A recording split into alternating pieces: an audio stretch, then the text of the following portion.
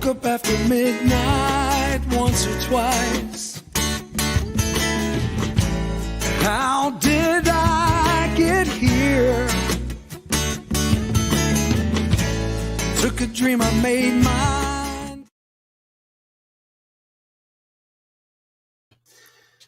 Hey everybody, remember me? It was just a few hours ago I was sitting right here. It seems like it was like midnight or something. Oh, maybe it's because it was midnight. We got through our 22 hours. We had a wonderful, wonderful, wonderful show. We had a lot of great guests, and usually I try to start these shows talking about a quote that has come up that I really enjoy. We ask for quotes from our guests just because we love kind of reading off what people like quote-wise. Today, because somebody was so enamored with the 22nd, he kind of screwed up his regular show, and he sent invitations to everybody in the world, and unfortunately he messed up. So we've got a wonderful, wonderful show, and a lot of this is going to be in tune with what we did yesterday. We've got two organizations that are coming on with us that are helping out our veterans, and you guys know the previous 7 shows have all been about our vets. It's been a wonderful, wonderful time. We've had a lot of fun doing it. Before we get started today, in lieu of giving you my quote of the day, I'm going to leave you with this. Thank you to everyone who participated yesterday. It could have been a very, very long, drawn out, boring show, but you guys made it happen to where it was, quite frankly, it was a lot of fun. We heard stories yesterday that informed you. We heard stories yesterday that inspired you. We heard stories yesterday that excited you, made you laugh. And we heard stories yesterday that downright kicked you in the gut. We heard everything, and it was great. We heard from Europe. We heard from Australia, Scotland. You know, we are and right here, of course, in the United States. We got to meet some great people that I've never met before. And that means that, we've been introduced to some new people, which is exactly what we need to do at Community Pay It Forward, because we want to make sure that we all come together for the better of our community in supporting each other.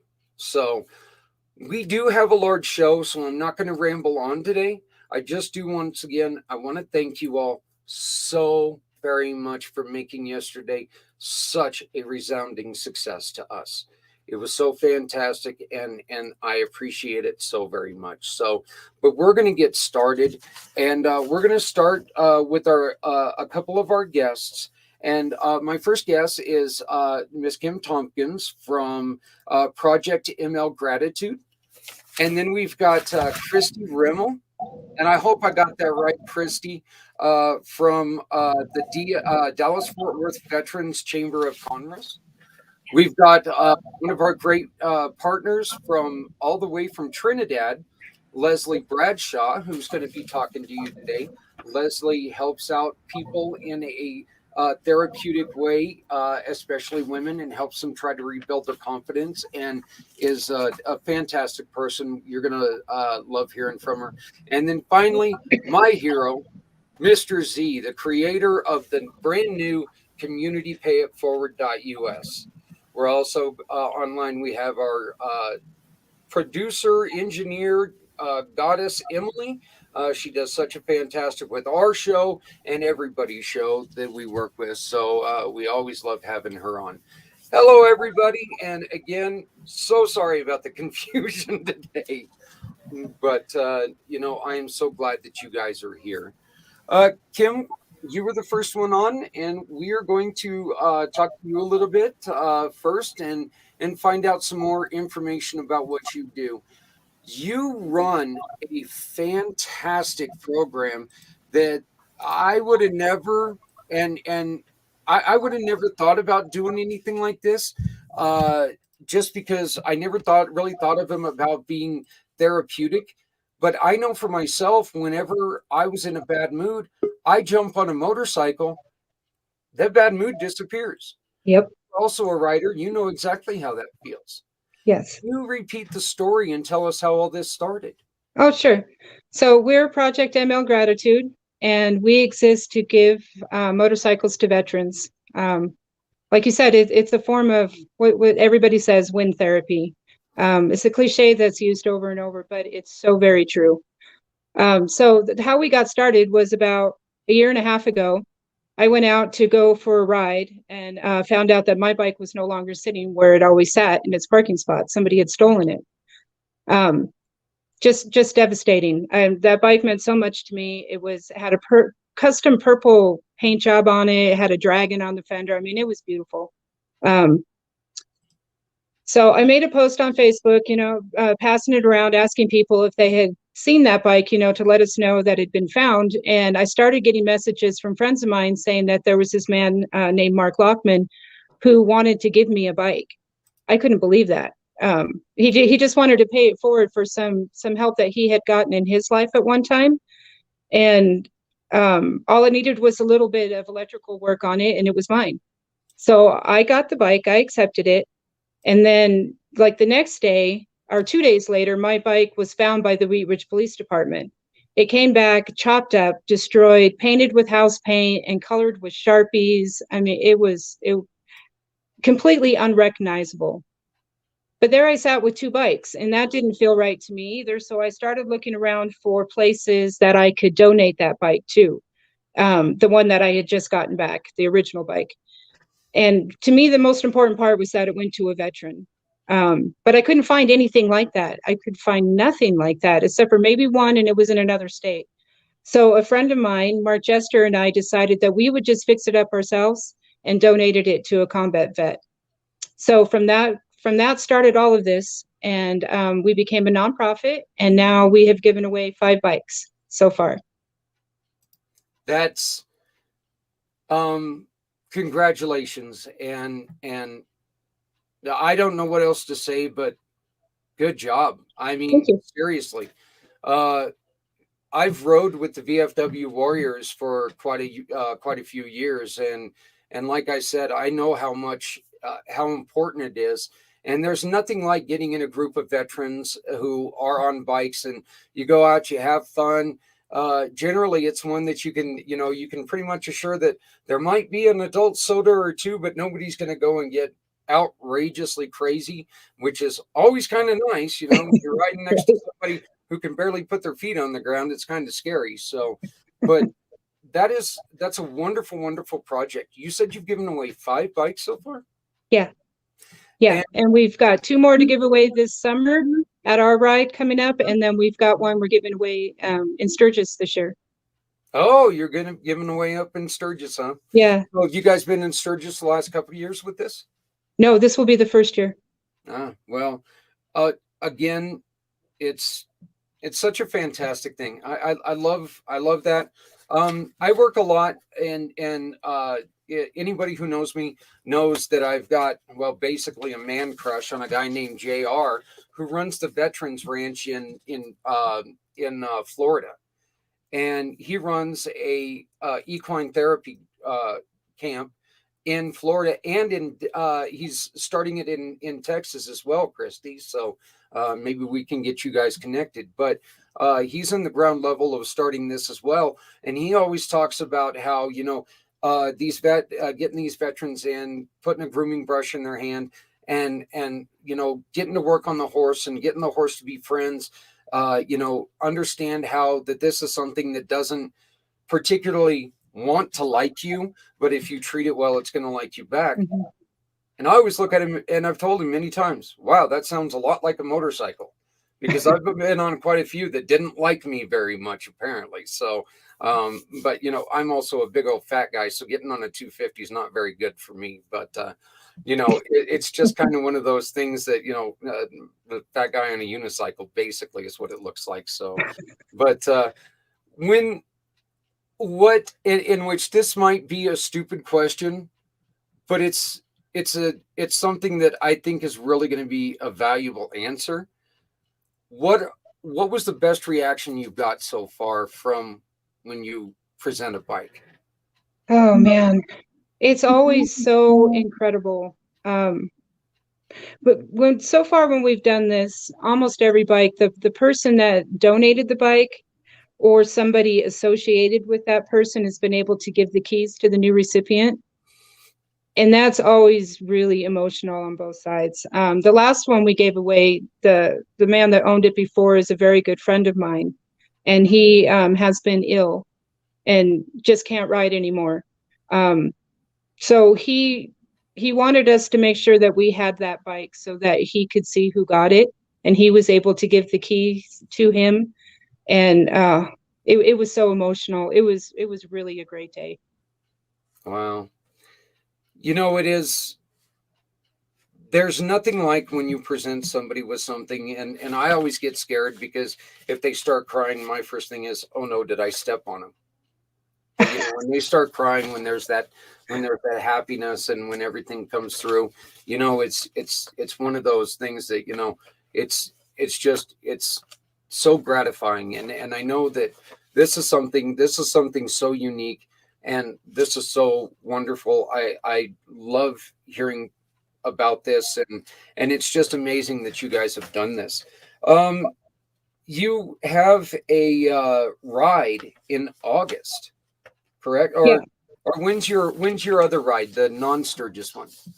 That'll be August 27th. And what are you guys doing with that? Is it a poker run style or? Yes and no. I mean, like, we don't go to 5 different stops and get cards. We start out at Wheels. If you know where that is, Bar and Grill, it's out in Inglewood. We start out there and we go to a lunch spot called the Well in Conifer, and then we come back down to Wheels. Oh, that's fantastic. It's a beautiful ride back there. Yeah. In that area. Well, and you're in Colorado, so you can't beat that. So, That's right. It's a great place to be. Well, Kim, I want to thank you very much for joining us. Please stick around. And the way that this works is, if anybody else has any questions, please pop in. We want to make sure that we're all asking questions, because I can't think of every question that somebody else is going to ask. So if you can find a question that you would like the answer to, please help us out with this, because, once again, not the brightest guy in the world. Sometimes I can't think of things to ask. But Kim, I celebrate you. I think that you're doing a wonderful job, and I really hope that someday that we can work together on some stuff. So, but congratulations on what you're doing. Thank you very much. I do want to say that I don't do this alone. I have a pretty strong team behind me that helps. If you'd like to introduce them, that would be great. Yeah, well, we have Mark Lockman. He's the one that gave me the bike. He's the ML in ML Gratitude. We have Mark Jester. He's our vice president. We have Tammy Vining, who is our admin. And we have Kelly Distel, who is our fundraiser. And we have Robin Saracino, who does our finances. That's our board. And how long have you guys been a 501c3? Since last November. Yeah. Yeah. And did you guys get a lot of problems with people like getting it passed, or was it pretty cut and clear? No, it wasn't too difficult. I was actually pretty surprised that it went so smoothly. Well, that's again, that is so congratulations on what you guys are doing, and it's a fantastic thing. So, but please, again, if you have any questions, please jump in. We've got some great people here. Hello, Christy. How are you doing? I am doing well. Thank you for having me today. Yeah, thank you for accepting it. My 5.5 minutes left. I appreciate that. And once again, I do apologize greatly. I honestly, I was tied up with yesterday, so my brain wasn't working. And as I said before, I can plead head injury, but I really wasn't that smart before. So, it was just I tried to put too many things on my plate. You are the president of the Dallas-Fort Worth Veterans Chamber of Commerce. Yes, I am. How many members do you guys have there? We have 78 members right now, and we are about 2 and a few years old. Oh, okay. So you guys are fairly new. Before that, and of course every business that you guys work with is veteran owned and veteran ran, or okay, that's fantastic. Well, we have a combination of veteran-owned businesses as well as patriot supporters, because we're not Oh, okay. excluding the civilian community that wants to do business within our veteran community. Wow, that's fantastic. That is great. You're looking at a couple people on this call that we all do a lot of work with veterans. So what the inclusion with the community of business owners with the veterans, I think that's a fantastic thing. Within our website, we've got a special page that's dedicated to veteran owners, our hero owners as well. So it's one of those things that we really like to do.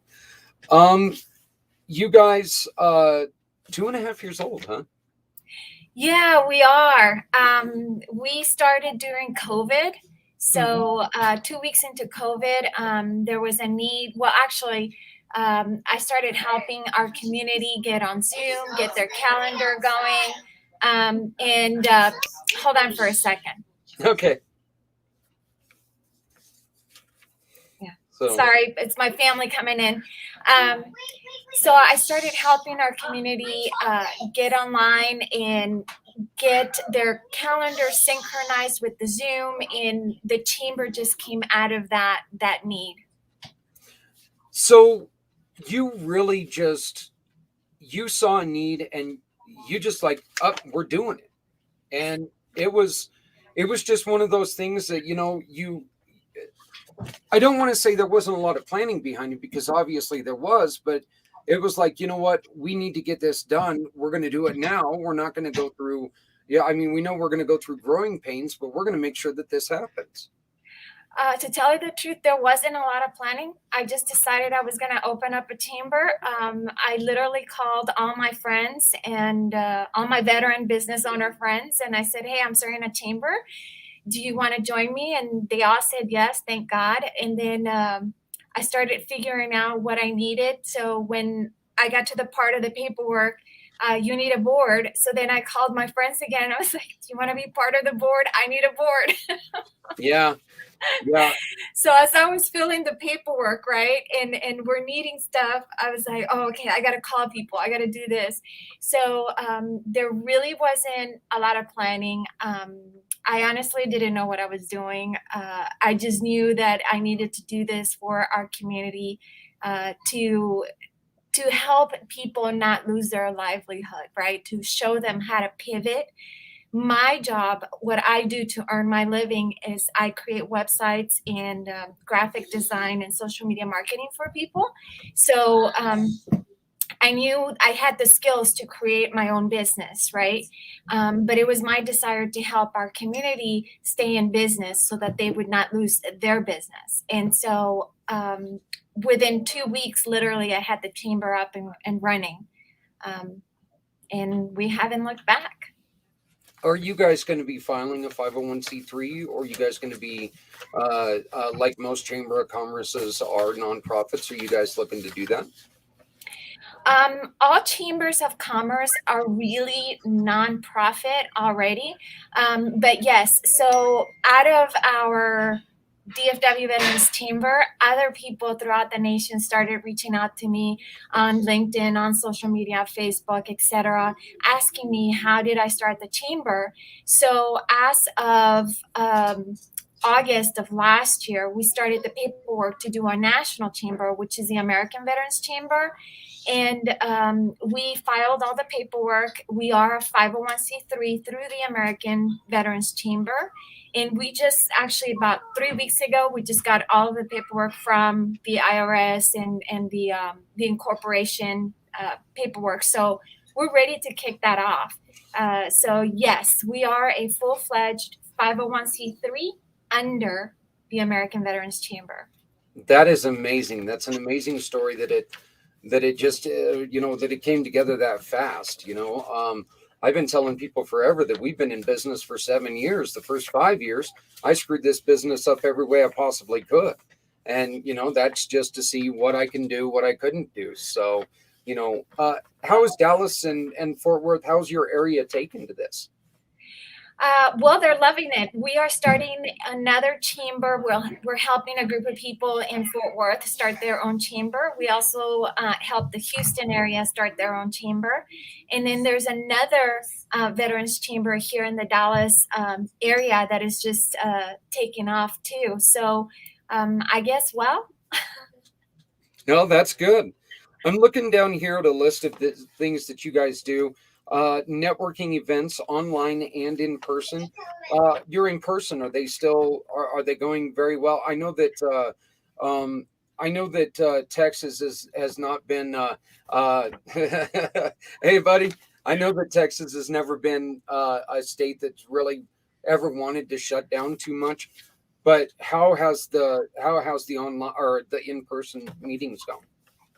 They are actually going very well. We did most of our. Come here.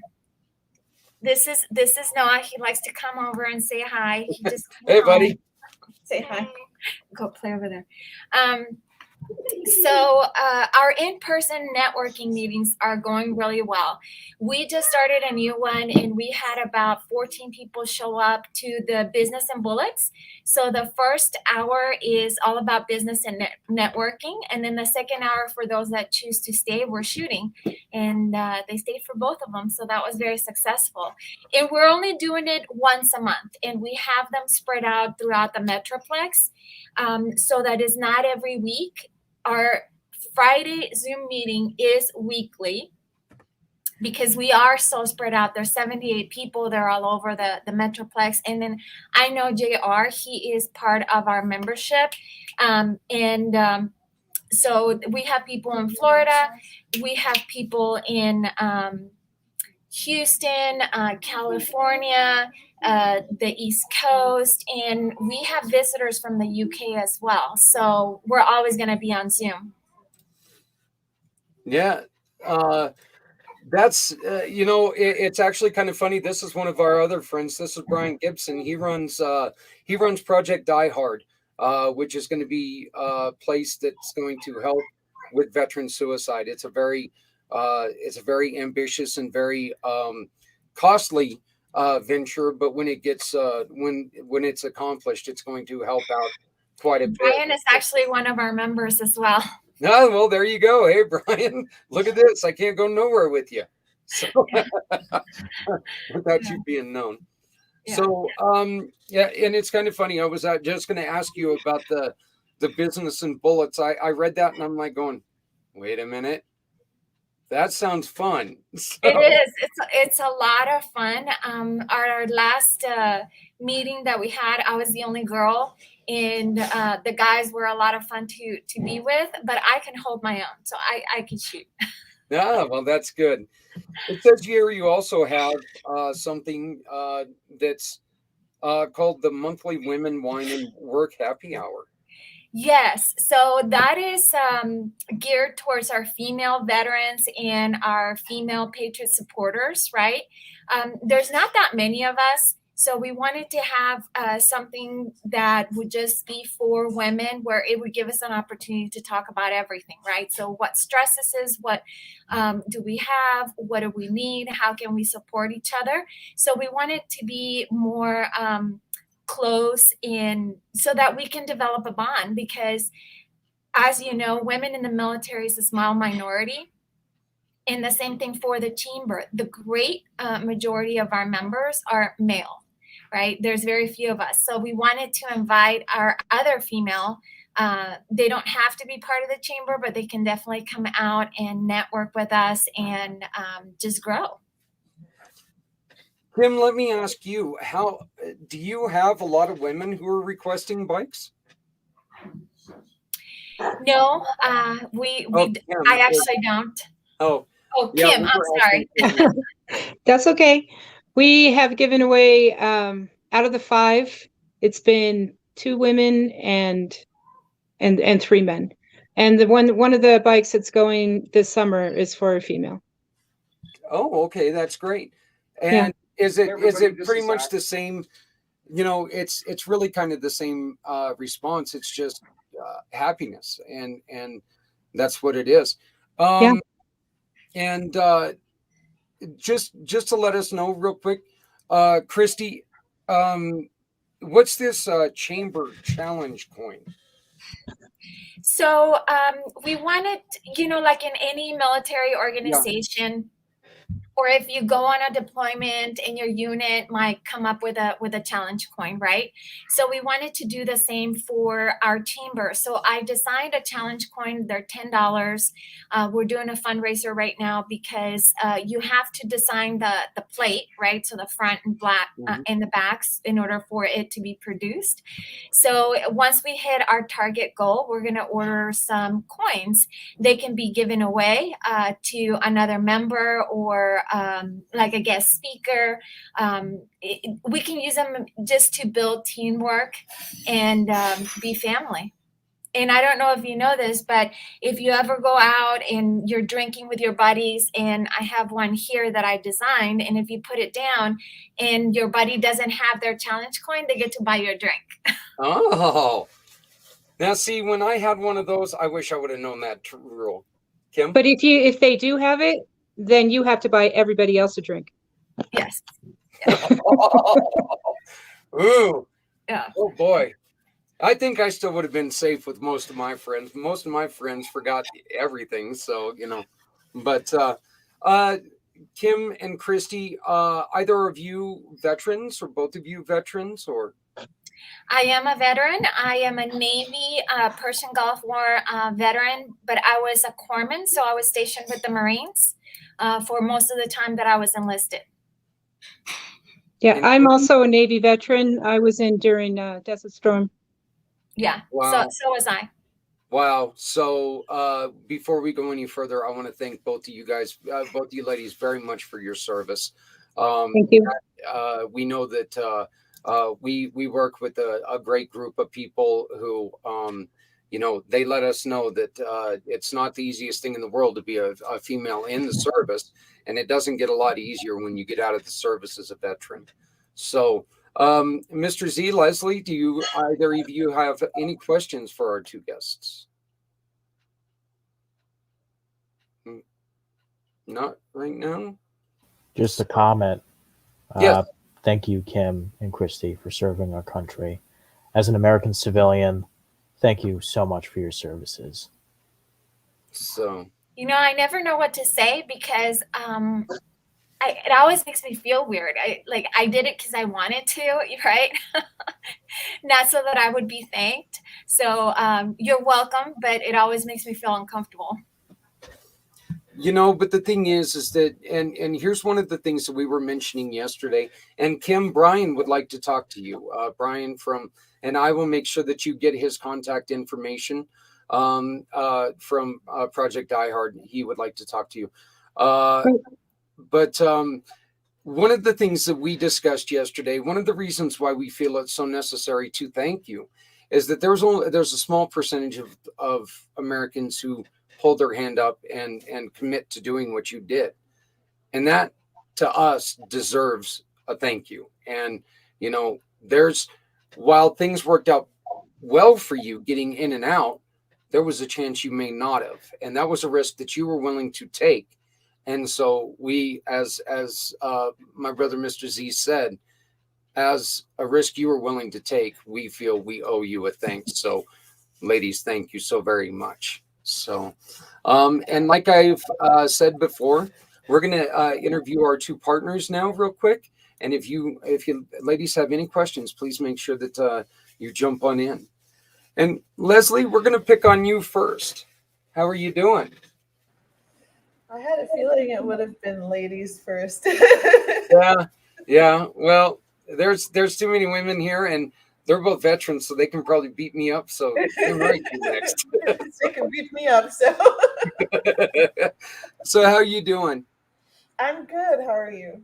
Doing great. The last time you and I talked, you had a fun issue with pipes. Is everything all better now? Yes, everything got sorted.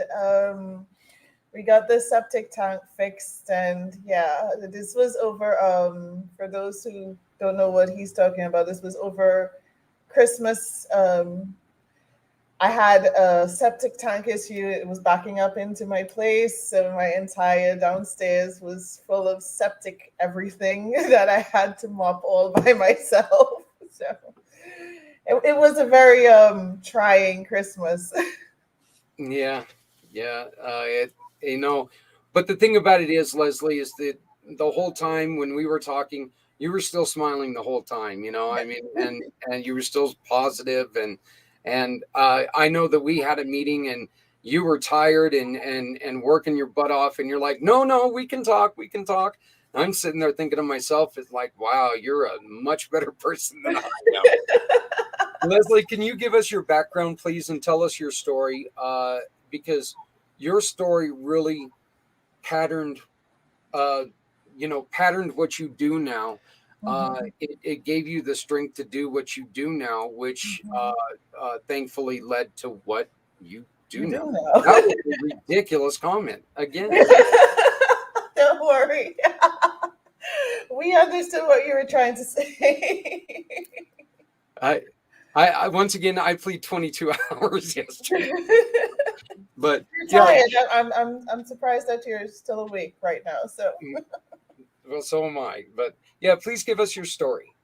Okay, well, I never know where to start with my story. I personally don't think it's that fantastic or great of a story, but to me it's a typical story. I got pregnant at a young age. I was 19. I got married at 20, and I was pretty much put in a position because of family and friends, their opinions weighing down on me that, yeah, you have a family, you can't do anything with your life besides just be your kid's mom.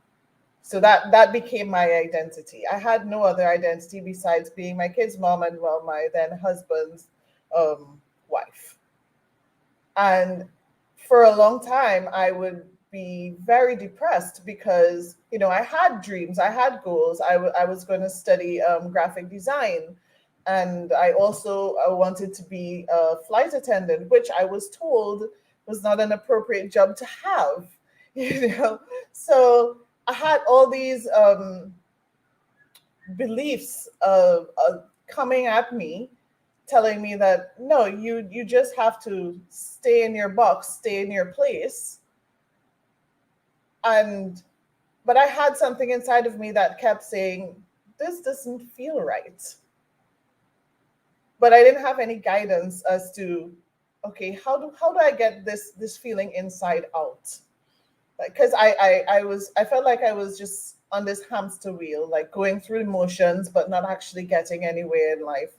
I actually studied psychology. I thought it might help me figure out where I could go or what I could do, but it while it gave me an opening for understanding what was going on in my brain, it still didn't answer a lot of the questions that I had. And it wasn't until, I got divorced the first time, I got married again, and I am unfortunately going through my second divorce right now. But I consider myself lucky because I'm in a lot better place than I was. And I know and I understand now what my purpose is. And my purpose is to, and it has always been there, but I understand it now more, that my purpose is to support people, especially women, the way that I needed the support when I was coming up. Like, that is my passion, that is my drive, that is my goal. And it happened because I had a friend who wanted to get into the culinary arts, and her family was telling her, no, you're going into business, it's more sensible, and I'm hearing my youth coming back, everyone telling me that this is a sensible route, and it's better for general life, and you'll be more comfortable if you do this. And I was the only one supporting her to go after dreams that she had, and learn how to block out the naysayers, because this is where her passion was. This is what lit her up. And you can tell when someone is passionate about something, because when they start talking, you're like, oh, that is exactly how she was or is when she's speaking about culinary arts. I'm like, no. I'm actually also friends with her aunt, and I told her aunt, I'm going to fight for her dreams. We may not be friends after this, but I'm going to fight for her dreams, because I understood what it's like to just float with the tide. And you do this by sometimes making a very, very difficult decision, by blocking out people who have been important to you. Oh, absolutely. But until they can accept you, you want to continue with that? Yeah. Having boundaries was one of the biggest things to getting me to where I am. And it's one of the biggest things to getting anyone to where they want to be. Because those voices, those are always other people's limiting beliefs that they're putting on you. But if you don't know better, if you don't understand what your core beliefs are, you're just going to be borrowing from everyone. And the negative people are usually the loudest ones. So you have to learn to block out, say, I love you. I understand that you're saying this to me because you care, but this is not helpful for me. My path is over here. You could support me, or you could get out of the way. And especially when you have to tell a family member that, like, I completely understand. I know, because like one of the people for me was my mom. And you're taught that you're supposed to be respectful and do everything that your parents tell you to do. But at some point, you actually have to live your life for yourself, because they're living their life as they want to. And while they're trying to help you from the best perspective that they have, it's not necessarily the best perspective for you. Yeah, that is right here. Brian is he agrees with you 100%. So there's a lot of times that people try to tell us how to run our companies, but you know what? It's not exactly what we're looking for. We don't want to be cookie cutter, and I think that the way that you do it, I completely understand. And I saw it when we talked first time. I saw it how important it was to you, and how I could see how much it hurt you to have to tell your mom that. But now your mom and you, your mom and yourself, you guys have a great relationship again, correct? Yes, we do. We absolutely do. It just takes a little while just for the shock to overcome, or for them to see that, what, I do know what I'm doing. Was it more of a shock factor that needed to go away, or was it, I told you, not really I told you so, but I told you so? It was initially the shock factor had to go away, because you have to understand the dynamic between a mother and a daughter, especially, my mom was a single mom. So she wanted to keep me safe, and it's completely understandable. So it was definitely the shock factor had to come out, but I essentially had to say, okay, I'm going to have to cut you off for a little bit until you can get on board. I'm not doing it out of malice or spite or anything like that. I'm doing it because I love you, but I love myself also. That right there is it's a powerful comment. Does anybody have anything they would like to ask Lesley? I mean, she's given people a lot to think about. Kim? Not a question, just a comment. I just wanted to commend you on finding your voice. I mean, that's hard to find that strength, but you did, and then to act upon it, and then also to help other women find their voice. Yes. It's good stuff. Thank you.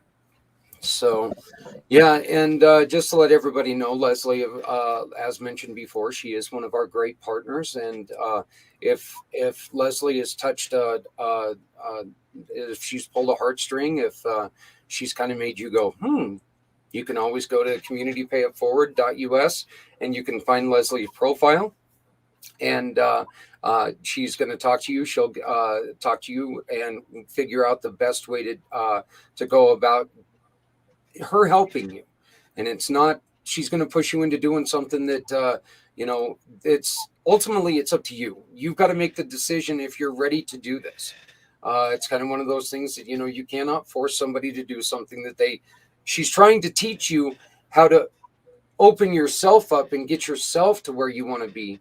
But if you're not ready to do it, it's something that, it's not going to be an easy thing. So, but Lesley, I thank you so much for joining us, and please stick around. We've got a very interesting interview that we had to record. And Z, did you just, what happened there, buddy? So you're all of a sudden hitting the Twilight Zone on us or something. So, it's your Spidey sense that's working on us. So, Mr. Z, we were just talking about communitypayitforward.us. You, my friend, are the brains behind this brand new website. You've done such a fantastic job, and I don't know if anybody has had a chance to go.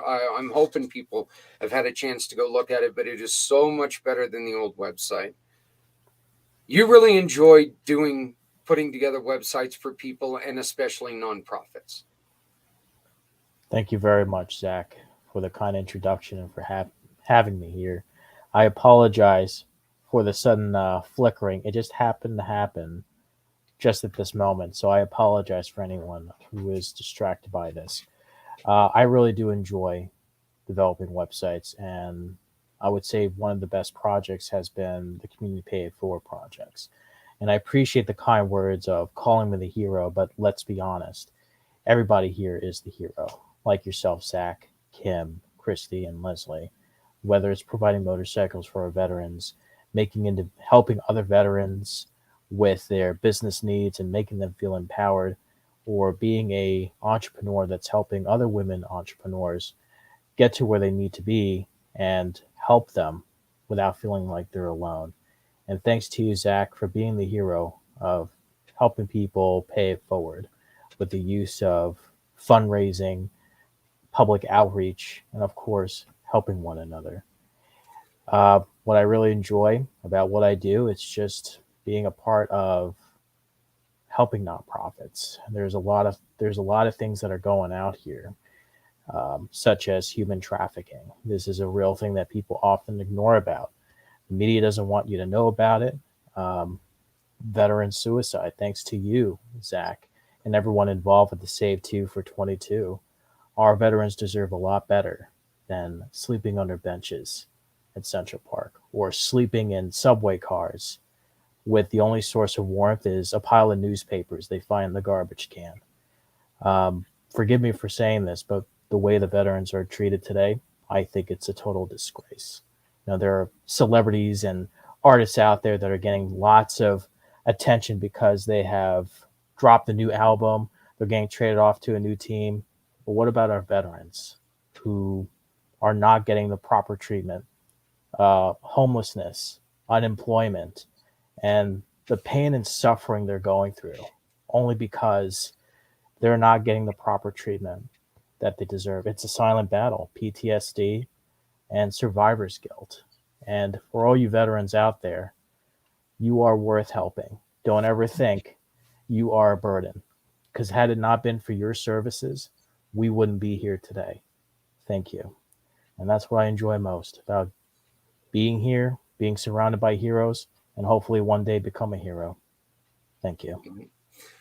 You also are on the board of a veteran organization. Can you, that's in the New York area.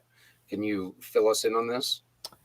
Thank you, Zach, for bringing that up. Yes, I am involved with a nonprofit organization called the Veterans Connect USA.org.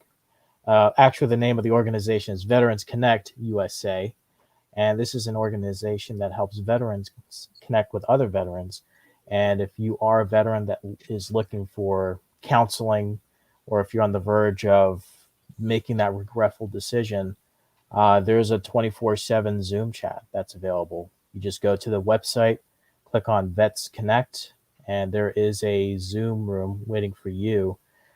It's also a directory website that allows veterans to connect with other veterans, very similar to the Community Pay It Forward website, but here it's just targeted for veterans. So if you like to visit the Veterans Connect USA website, it's www.veteransconnectusa.org.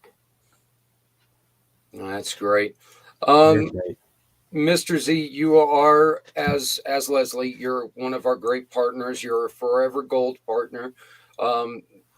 You are giving people, or you're going to take and give our company a $100 referral every time somebody buys a website from you.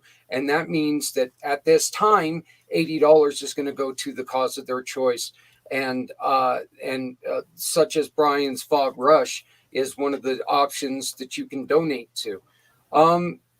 You love this concept, and this is not trying to be gratifying here, but tell me exactly why you wanted so badly to be part of this. Because we can make a difference when we pay it forward to the community. I've been so inspired by your efforts of bringing people together and collaborating with different industries, even though we may do the same thing as other people are doing, but it's not about competition. It's about collaborating, getting involved, giving back to the community. And from my experience of connecting with other people that focus on websites, ADA compliancy, and software development, there's just so much to learn here. And there are individuals like yourself, Zach, Kim, Christy, and Lesley that are willing to share ideas that are not easily accessible unless you talk to the right professionals or veterans. So that's what really inspired me to be a part of the Community Pay It Forward project. And I was so impressed by the fact that you made it so simple. You find your partners, you get your receipt, and then you just fill out a form right from your mobile phone.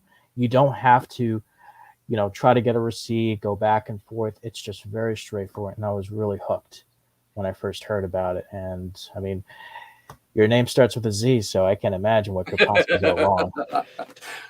We're Z twins now, so Know it. Even though I'm about a third Z years older than you, but okay, so not quite, but still. Thank you. The truth is that you and I, we work together on a lot of projects, and we've talked to a lot of people. You joined me on the podcast yesterday, and you did a great job. One of the things that you mention all the time, and this is a warning out there to a lot of people, is about the ADA compliance. Can you please give the rundown of the ADA compliance, your little spiel on this? Because this is something that's very important. People do need to remember. Christy, I'm pretty sure that you have to deal with the ADA compliance as well, being a website person as well. But these numbers are just shocking to me. Absolutely. ADA compliancy, as you may know, is short for the Americans with Disabilities Act, which was passed by George Bush Sr. in July of 1990. And this has also been applied to websites for the longest of time. But unfortunately, since the pandemic, people have using ADA compliancy as a means of suing people. And if your website is not ADA compliant, there is a good chance you'll not only alienate those who are suffering from legitimate disabilities or handicaps, but you could receive a lawsuit upwards from $53,000 to $79,000. And that's just for your first offense. After your second or third, you might have to find another island to hide from, because those lawsuits don't come cheap. There are great platforms. There are best practices of ADA compliance in making sure that the text is not too small. Like my background here, it's not flickering so much. You don't want to go to a website that has too much animations or has flickering constantly. And there are many other factors. I believe there is a website that is available for free. It's called WAVE, Web Accessibility. I don't remember the rest of it, but the point is there are online analyzers that check to see if your website is ADA compliant. It's not to say that you can just build a website and then focus on ADA compliancy.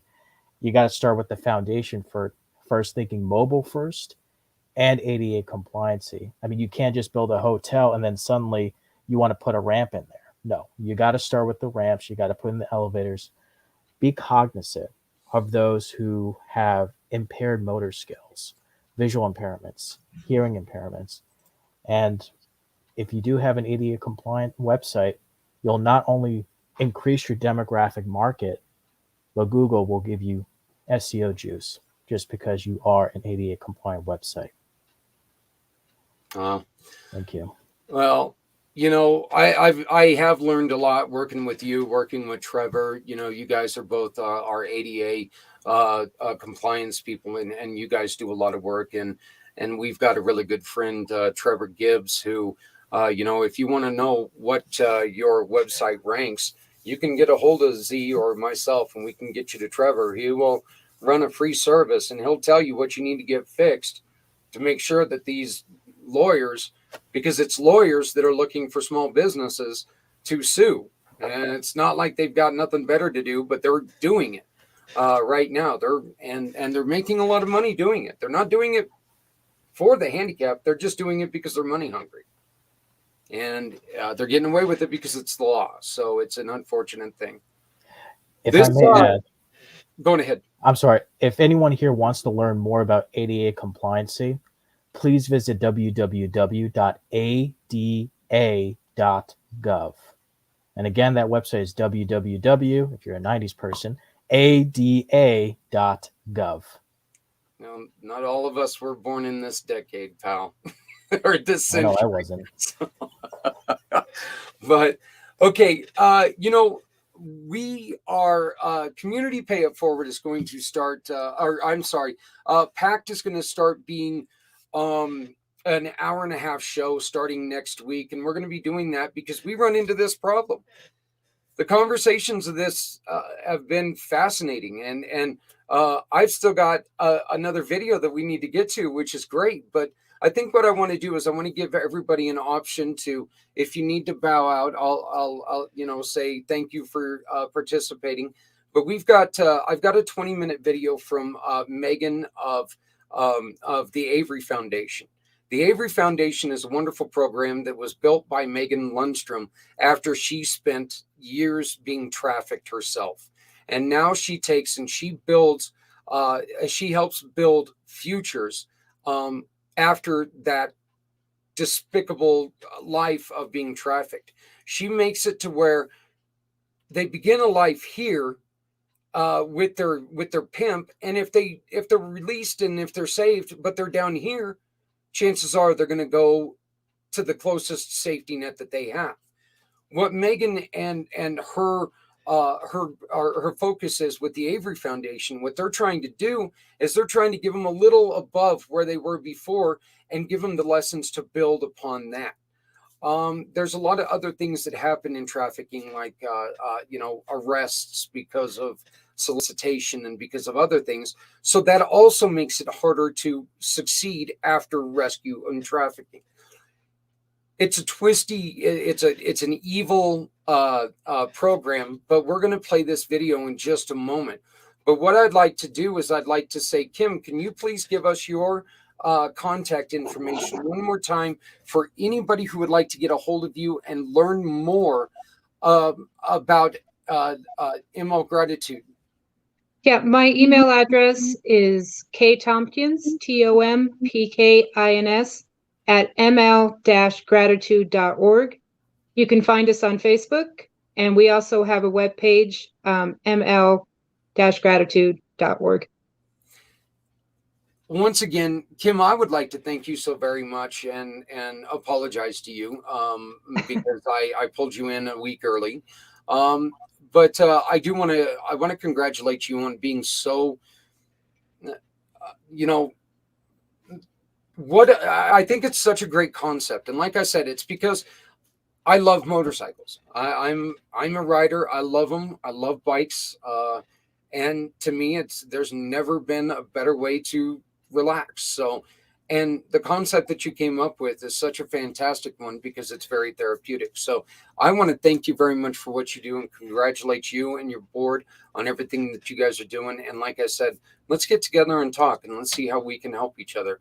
And I'm not sure if you noticed in the private chat, but Christy would like to get a hold of you as well and ask you to possibly work together with them as well. So I think that Okay.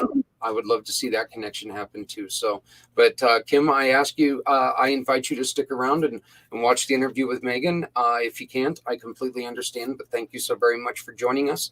And let's do this again. And this time I won't screw up and we'll make sure that we have a little more time. So, but we'd like to definitely keep up on your progress and see what goes from here. So thank you so much for having me. I think this worked out great. I mean, I think I fit in pretty well with the panel you have here tonight. So yeah, well, maybe it was kismet. I agree with that. So, Christy, can you please share your information one more time with us and tell us about any events that you guys have coming up? Well, all of our events are on our homepage of our website, and our website is dfwveteranschamber.org. My email is info@dfwveteranschamber.org. And we're also on Facebook, we're on LinkedIn, we're on Instagram, YouTube. So you can just put Dallas Fort Worth Veterans Chamber or the first three initials, and I'm sure you'll find us. And I invite nonprofits to be part of our American Veterans Chamber or our DFW. We will be glad to have you part of our membership. Well, once again, I also want to congratulate you because what you've done was amazing. Just taking and finding a need and creating, creating a solution. I congratulate you, and I hope that we keep connected. And like I said, I'd like to talk to you and find out if we can connect with you and help you guys out as well. But I congratulate you on taking the initiative and busting through the doors and taking a problem that COVID caused and kicking it in the ass. I don't know how else to say it. You helped businesses stay open, and that was, once again, that's something that makes you, in my eyes, a hero because these are livelihoods that could have been lost, and you got in there and you helped them out. So, Kim and Christy, thank you both very much for joining us. It's been a great pleasure to meet you both. Again, thank you very much for your service. Please stick around if you can. If you can't, I completely understand. Lesley. Thank you so much, and I'll see you guys later. Thank you. Thank you. I'm on my way out too. Thank you for having me. All right. Thank you, Kim. It's great to meet you. I look forward to talking to you soon. Okay, bye. Goodbye. Lesley, how are you doing? I'm all right. It's 9 p.m. here, so I'm also going to log out when I'm done here. But that's fine. You know what? I think I'm the only one who might be sticking around. It's 9 p.m. for my. Well, it's only 8 p.m. for my brother there. So, is it going to work? Is it going to stop flickering? Oh, geez. But Lesley, do me a favor and once again, tell people how to get a hold of you. And I want to thank you so much for giving up your time all the way from Trinidad. Yeah.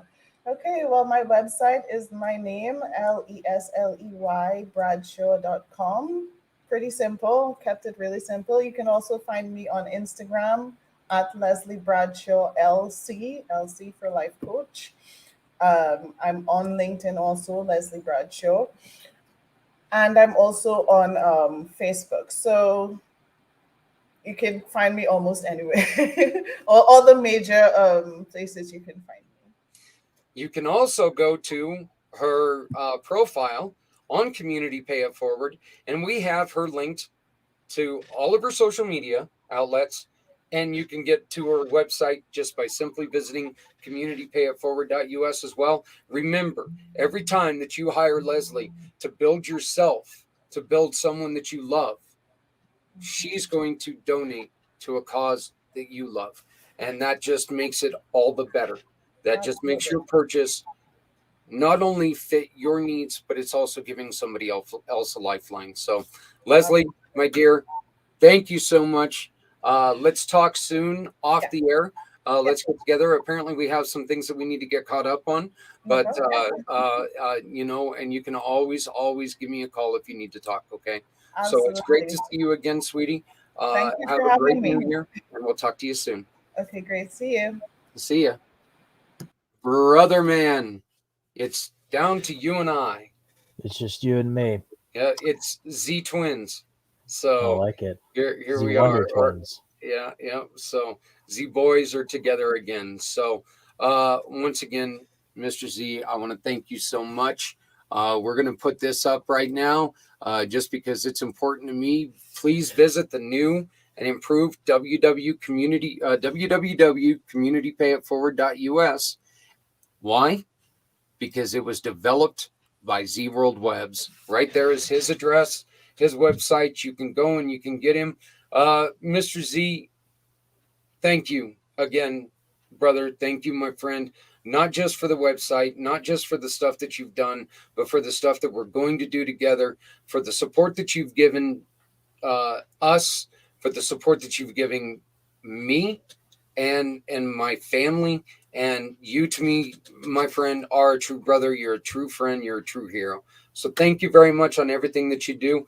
Please feel free to stick around and watch this interview with Megan. But if you have to run, I completely understand. So, but thank you, sir. I'm going to put you in the green room.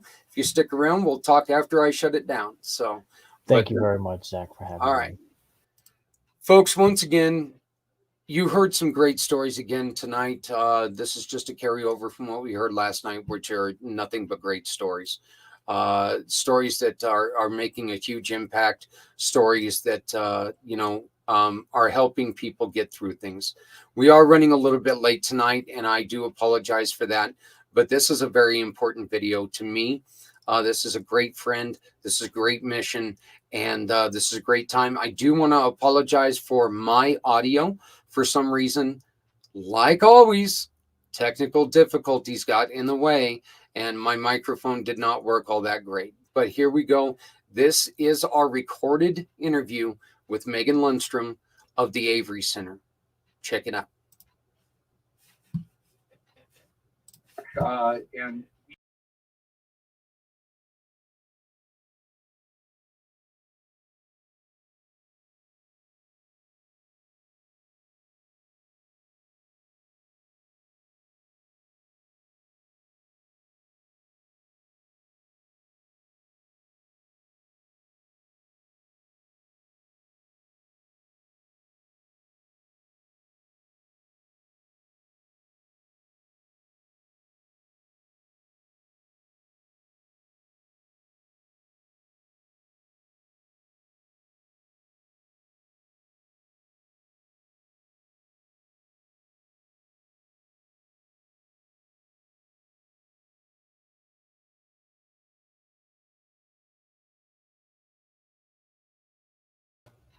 And again, we are having problem with the audio. So we're going to try to do it this way. It worked a couple times yesterday. Please let me know if you guys can hear it as soon as I start it again. I'm going to try to use my microphone to let it go. I hope this works. Damn technology and Zach, don't always work so good. So, but here we go again. Once again, this is Megan Lundstrom. Hey everybody, this is Zach, and we are doing something very, very special because we are bringing in a great friend of mine. I met Megan probably about 4 years ago now. I think it was 4 or 5 years ago. Yeah. And wow, small beginnings. That's back when you were in the church, and now you're a big monster of a corporation and you're moving on, and you're doing a lot of great things in the world. And you've moved from 3R Girls to the Avery Center. Mm-hmm. This was a necessary change. Can you explain that to us? Yeah, sure. So this is always embarrassing to admit, but when I was first picking the name Free Our Girls, part of that search was what URL was available for a website. And so I found Free Our Girls. I was trying all these different combinations of words, and that was one that was available. And so registered the business and bought the URL right away back in 2014. And very quickly, I mean, within like 6 months after that, realized this is not age or gender inclusive, and not representative of, the individuals that we serve. So I have known since about 2015 that we would eventually have to do a name change and a rebrand. And we picked to do that in the middle of the pandemic. So that part was not intentional. We actually went through the name change 3 days before the shelter order here in Colorado.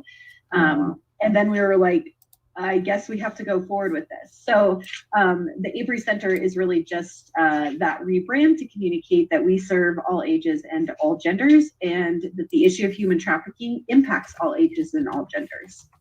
Absolutely. I remember one of the first questions I asked you is, do you help out the male trafficker? And you said, absolutely you do. And so I know that ever since I've been telling people when we were talking about Free Our Girls, I remember telling people that the name, don't get too caught up in the name, because they with men and boys as well. Can you explain what the Avery Center means, like what the name represents? Is there a reason why you chose Avery? Yeah, definitely. So Avery was actually my name while I was being trafficked. So it was the name that was given to me by my trafficker. Traffickers commonly assign kind of like a stage name or a pseudonym to their victims. And this is partially to conceal that individual's identity, but also psychologically, it creates a different like personality or a persona that you can become, which is a protective factor when it comes to trauma. So Avery was my name, and it has really grown to just be symbolic of the journey that survivors go on. So to have it integrated now as, the organization and serving a bunch of, hundreds of survivors every year, it's very personal, but also, again, just it's become this symbolic representation of that journey to freedom. I never asked you this question. I hadn't had a chance to talk to you, and that is such a beautiful, beautiful thing. I mean, that actually makes me smile even more, knowing that where it came from, because you told me your story quite often. You created the Avery Center after you yourself was trafficked. Can you explain to us exactly what, when you created Free Our Girls, what exactly was your, I don't want to say motivation, but what was your reason? What was your why? Sure. Yeah, I initially, I never, if you had told me 10 years ago that this is what I'd be doing now, I never would have believed it. But part of my own healing was to start speaking out. Traffickers use secrecy and shame to, maintain control over their victims. And so part of my healing was speaking out and talking about my experiences and being heard. And so to do that, I developed a human trafficking training and started training organizations here in Northern Colorado. And that was really kind of, I didn't have much like vision beyond that. I thought I would do some training and speaking engagements, and like that was really for me to heal. But as I started doing that, I started to realize more and more that, I'm not the only person in our community that's experienced these things by a long shot. And many survivors, myself included, are criminalized for our exploitation. So we're not even identified as victims a lot of times when it comes to like social services or criminal justice systems, which makes it even harder to access the resources that are here in our community. And so through all of that, started connecting with all these organizations and started to realize, there's some great resources here. But this is a population that's not being identified, and they're either struggling to access services, or there's services that are missing for them because they're unique to this population. So that's really about 2016 is when I realized I needed to take a more close look at what services that I could offer that were missing, because I didn't want to duplicate resources in our community. I wanted to fill those gaps.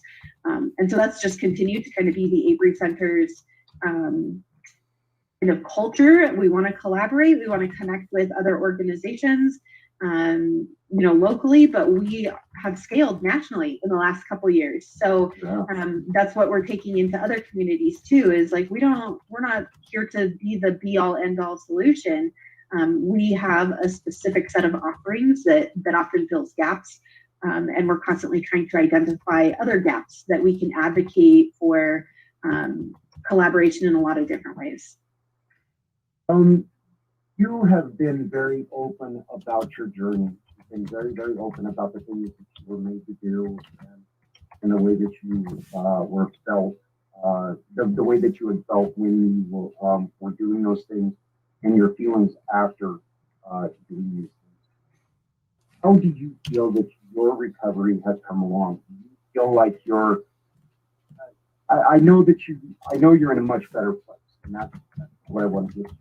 You still have the some past events, because PTSD is one of the things that we spent 22 hours yesterday talking about.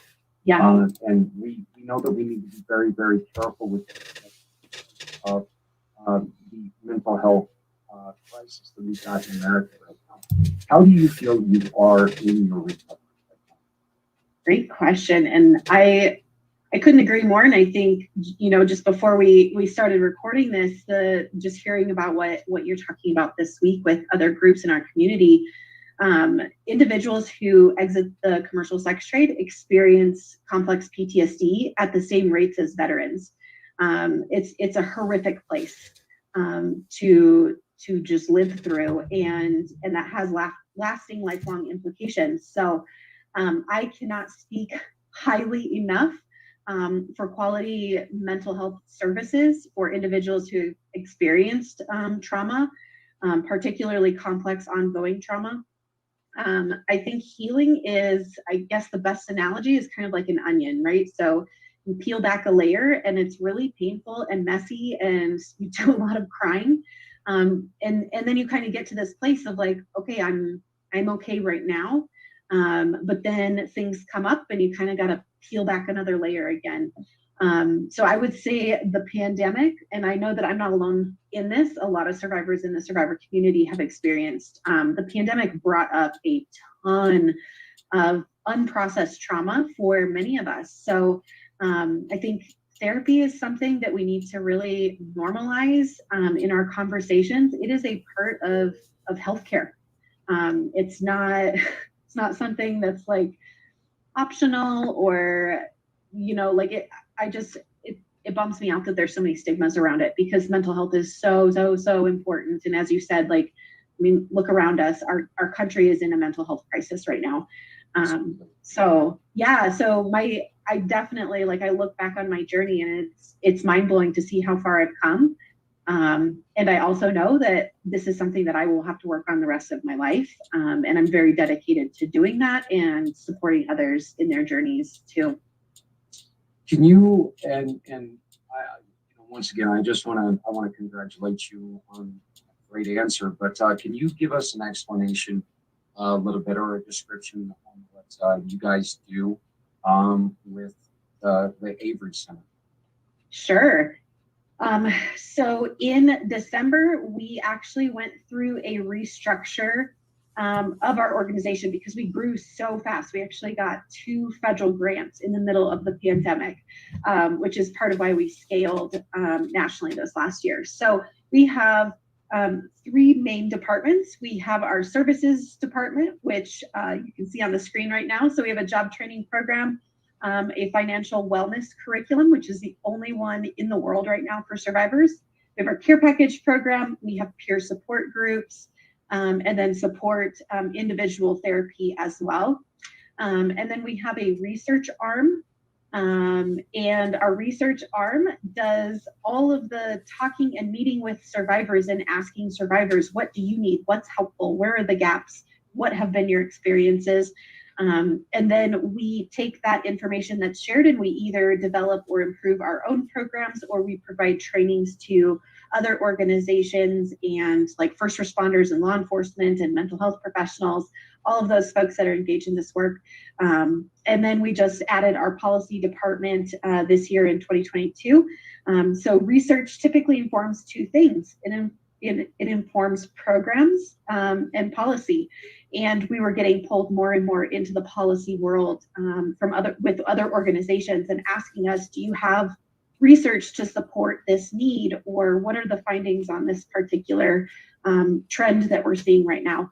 And so we have kind of gotten pulled into that, and it's been really exciting to learn because that space is brand new, super sharp learning curve for me. So as you can see here, I do a ton of presenting all over the country. Next month I hit the road and I basically won't be home for a month. Just traveling and training and speaking and presenting. And we have a massive research project going on right now. That's a cross-country project. So that's a kind of the Avery Center in a nutshell. Yeah. And bring up these events. We just added these to our calendar, so they are in the pACT calendar. We all come together. And I need to remind you to please send me any information on them. Let's make sure that we have them out there. When you get in a donation, Megan, how does that donation get? There are a lot of people who get very, very curious whenever they give a donation. Like, oh, wait a minute, are we funding a big name superstar, or are we buying a Super Bowl ad? What are we doing with this money? Yeah, and it's a fair question, and I think it's really important for nonprofits to be very transparent with where their money is going. So, like I mentioned, we have 2 federal grants, and we have some state and county victim service grants, which all of those pretty much fund kind of our baseline, our core direct services. But I can talk about a couple things that individuals who donate to us, where that money goes. First and foremost, that money goes to employing survivors in our organization. So I'm not the only survivor on our staff.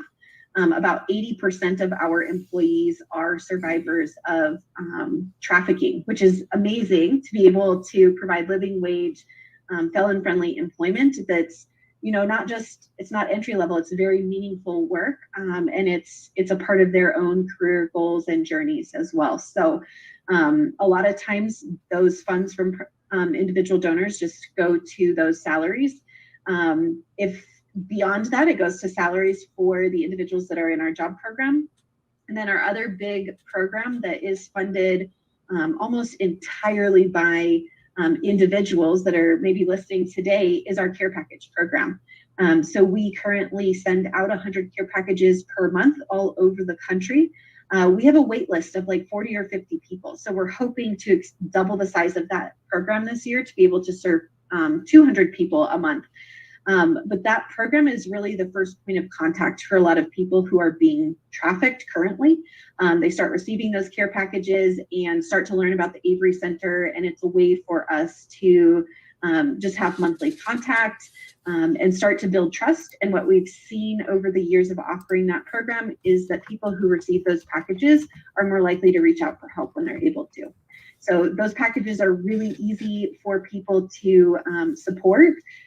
Postage costs about $5 a month. So somebody, like we talk a lot at UNC, college students, like I was a college student that lived on ramen noodles for years. You don't have a lot of money. So $5 makes sure that we get that package from our office to a survivor every month. And then the package itself is about $10 worth of goodies. So candles, fuzzy socks, hot cocoa, hand sanitizer. We do just like little fun kind of self-care items every month. So in total, that's $15 a month that you can sponsor a package. So very easy to get involved, and all of that goes directly to survivors. So really, really easy way to get involved, and it's like just from a transparency perspective, that is where individual contributions go primarily. Well, that's wonderful. If somebody says they say we reach somebody in a corporate at a corporate level with the center. Somebody would like to take and say, because I already noticed that you mentioned Bombas on your Yes. on your website. So, and that's fantastic. I love what they do. I love when these bigger companies put their product where their mouth is, and they really, really make sure that people understand that they're not, BSing around it. It's they're in this to help. Say we're able to reach a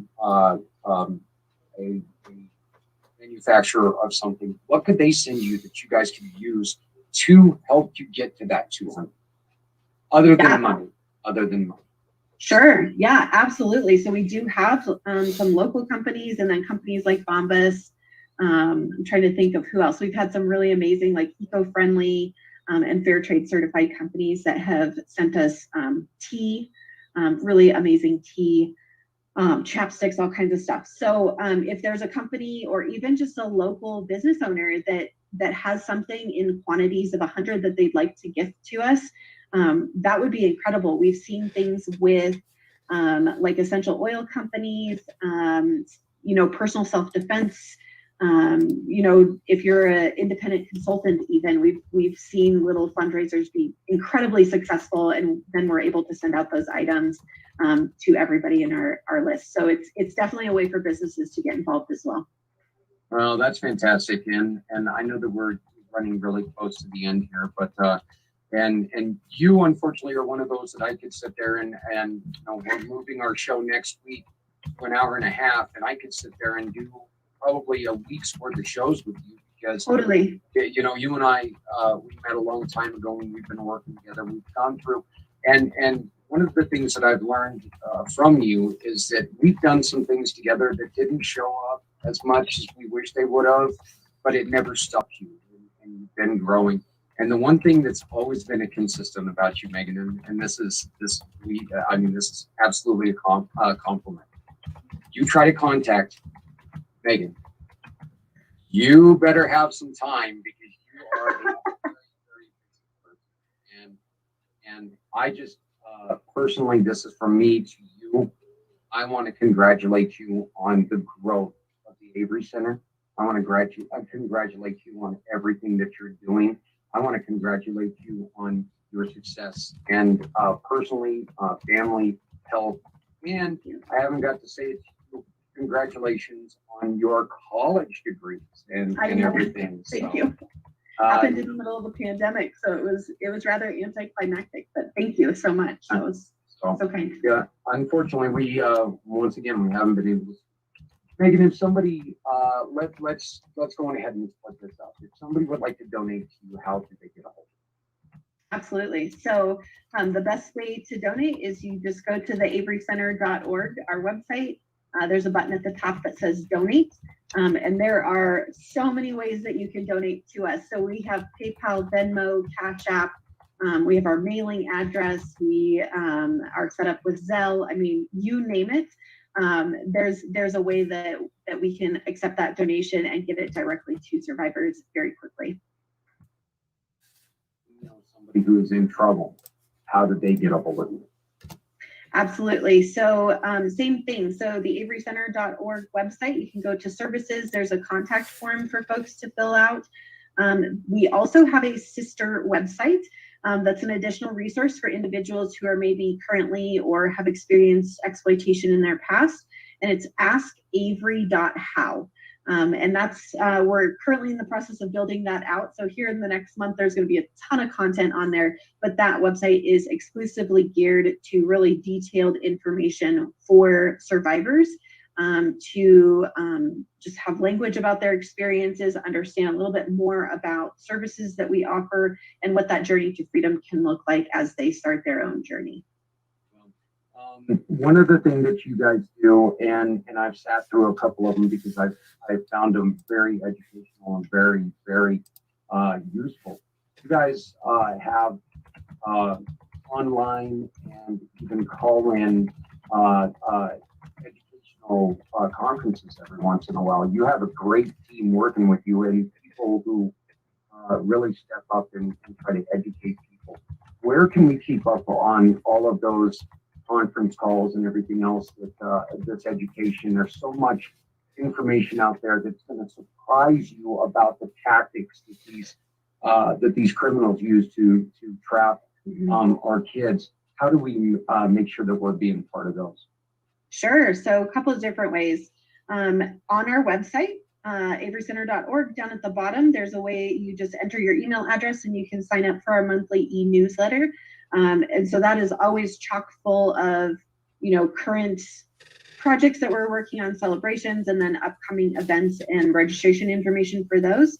Or you can follow us on social media. We're on Facebook and Instagram. So just the Avery Center org is our handle on all social platforms.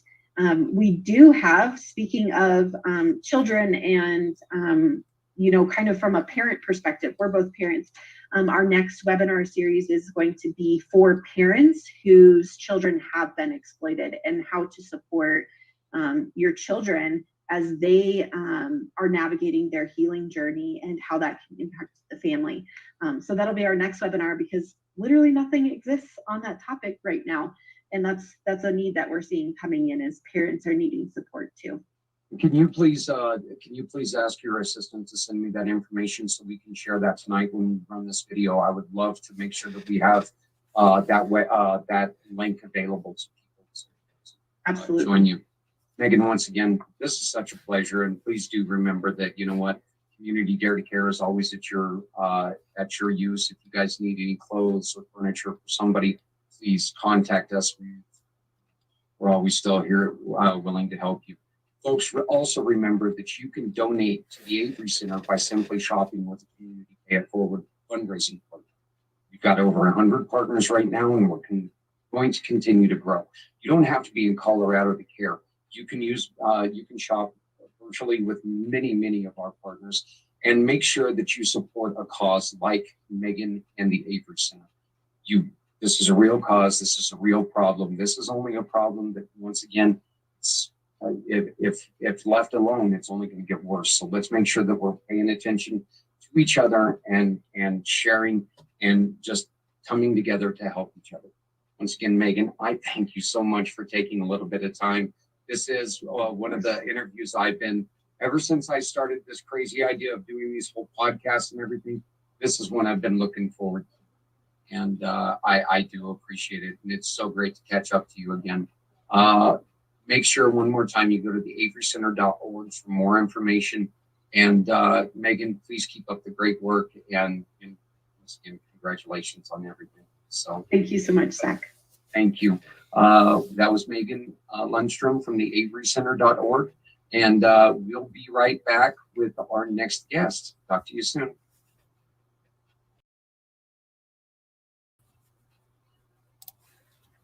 Okay, so we're not going to be back with the next guest because we've already went through all of our guests. So I'm going to bring back Mr. Z here real quick because I want to ask you real quick. You know what? We've got 2 minutes left in this. We'll go ahead and start expanding to this month. What'd you think? Absolutely brilliant. It's nice to know that there is someone who is helping the survivors of human trafficking with an employment with a group of individuals who are survivors of human trafficking. And there are many individuals that I know who have suffered the torment, the cold basements, being taken away from their loved ones for years, only presumed to be dead. And I think it's given me a sense of hope that there are individuals like her and the Avery Center and like yourself that's bringing awareness of what's going on in human trafficking. These kids want to be models. They want to become multimillionaire influencers, and there are people waiting to trap them, groom them, take them to private islands. I won't say who specifically. I think it's just absolutely phenomenal that she's able to get the grants during the pandemic to use the resources she has to make a huge difference for the survivors of human trafficking, those who went through human trafficking. And I like the fact that she does see them as survivors and not victims. Yep. Because if you have a victim mentality, you're always going to be the victim. Yep. But if you are the survivor, you will overcome more things. Yep. So, and the stories that I've heard of what these survivors have went through, sitting there in the dark, not knowing what's going to happen to you. And all I can say is these sickos only need 3 things: a Ziploc bag, something that's blunt, could be used as a blunt object, and a camera. And I'll leave it there. Yeah. So, all right, Mr. Z, once again, I appreciate it. Thank you for sticking around on this, and thank you for joining me again. Hey, we need to give one more thanks today, and that's to Mr. Theron Roberson. You're going to notice that we've got new theme music. That is by my brother from another mother, one of my very best friends in the world, talented individual, Mr. Theron Roberson. And now you're going to get to hear that music again because our show is over. Once again, folks, please remember, no one has to go cold. When you've got clothing in your closet that doesn't fit, take a hoodie. You see somebody who's struggling, take an old blanket, all right? Like Mr. Z says, it's BS that we have veterans sleeping under benches using newspapers. You know what? Not everybody can put one up in a hotel, but maybe take an old blanket that you no longer use. Make sure that they've got something to cover themselves and survive. Nobody has to go hungry when we've all got food in the fridge that nobody's going to eat. Throw it in an old butter bowl, hit it in the microwave, and take it to them. Let them enjoy a warm meal, really good cooked warm meal, especially right now when it's so cold in so many places. Just remember, nobody has to go it alone when we all come together. Folks, my name is Zach. This is Mr. Z. We both love you, so remember to love somebody out there because somebody out here loves you.